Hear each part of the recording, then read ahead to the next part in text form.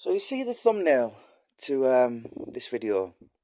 So that was I wouldn't say the very first kind of Lee Duffy or Viv Graham book, but it was so obviously the year before. So I'm just trying to think. So that was the first one kind of came out with them two in 2001. So it was called The Final Chapter. Basically, it was book free on Viv, and kind of had about 40% of Duffy. So this book came out in 2002. Around Christmas, I remember getting it.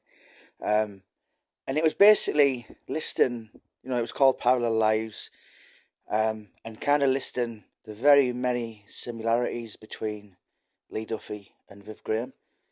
Now, yeah, Steve Richards, fair play to him. He was a guy who, I suppose, was the first one. He kind of had the blueprint, if you like, and a lot of us kind of followed. Certainly took a lot of balls back in them days. And I do know it caused them a lot of trouble, as I've had myself. But one of the things I found yesterday, and it kind of really gave me goosebumps. So obviously I was with various people yesterday in the BBC, and I found out that the pathologist who examined Lee Duffy's body in August '91 was actually the same pathologist who did the autopsy on Viv Graham in January '94.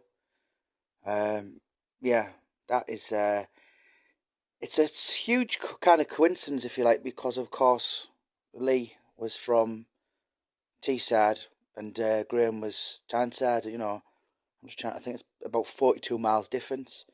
And there wouldn't have kind of been, that wouldn't have, the different regions, so, but that was official. I'm not going to give his name, but that is 100% true.